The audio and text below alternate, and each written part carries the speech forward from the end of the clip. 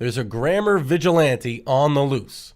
This person spends his nights prowling the streets of Bristol and correcting the punctuation on business signs. With more on this story, here's award-winning journalist Davie Dunham with a special report he's calling Davie's Heroes. I'm Davie Dunham, and this is about the brave souls who want to put an end to the insanity. The ones who stand up for what's right. This is Davie's Heroes. Today on the first installment of Davie's Heroes, we are discussing the Grammar Vigilante, or as some call him, the Apostrophizer. You see, in the English language, apostrophes are used as shorthand for possession. However, contractions of two words also require an apostrophe. So, the Apostrophizer goes out late at night wearing a black coat and hat and has been correcting the city's incorrect punctuation for more than 10 years. For his protection, we have disguised his voice. The first one I did was way back in 2003. There was a council sign that said open Mondays to Fridays, and it had these ridiculous apostrophes on both the words Mondays and Fridays. On Fridays, it even had two. I decided to take it upon myself to correct this, and I scratched them off. After correcting this sign, the Apostrophizer developed a thirst for justice and wanted to put an end once and for all to bad punctuation. One night I found this really gross sign on Gloucester Road, Amy's Nails. The mistakes were just so loud and in your face, I couldn't abide it. So I had to go and apply my wares to this apostrophe. They were not getting away with this. The sign in question did read Amy's Nails and featured two apostrophes on the word nails. If you're keeping count at home, that's two more than necessary. But these first two instances was just the tip of the iceberg in the Apostrophizer's journey to correct the city's grammar on signage. By day, he works in engineering and spends time with his family.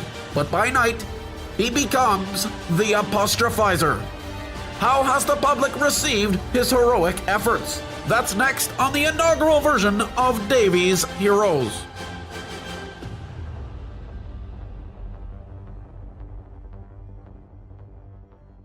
I'm Davie Dunham, and this is about the brave souls who want to put an end to the insanity. The ones who stand up for what's right. This is Davie's Heroes. Davie Dunham back with you discussing today's Davie's Hero. The Grammar Vigilante, or as many call him, the Apostrophizer. Now we know how he got his start, but how has he been received by the public?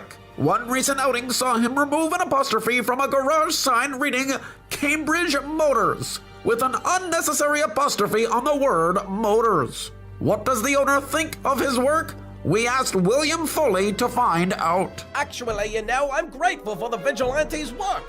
For a while, I thought the sign looked peculiar, and I didn't know why. At first, I didn't even notice. I suppose that's a sign of correctness, and by George, it's good to see people still caring about English grammar in my book. The Grammar Vigilante, who uses stickers rather than paint to make his changes, says his heart is pounding during his work, but denied his altercations amounted to criminal damage. I don't think it's damage, actually. All I'm doing is sticking on a bit of sticky back plastic. That's not the crime in my estimation. The crime is what these signs are doing to the English language. It's one thing to see these mistakes on text messages. It's another when you're trying to present yourself in a serious manner. I feel the crime is having all these errant apostrophes on shops and garages. And I take it upon myself to ensure the youth of tomorrow don't think it's okay to butcher English grammar if they ever hope to become respected members of this society. Will I stop? No. I pledge to keep going until every sign in the city is correct. Does this reporter think this is vandalism?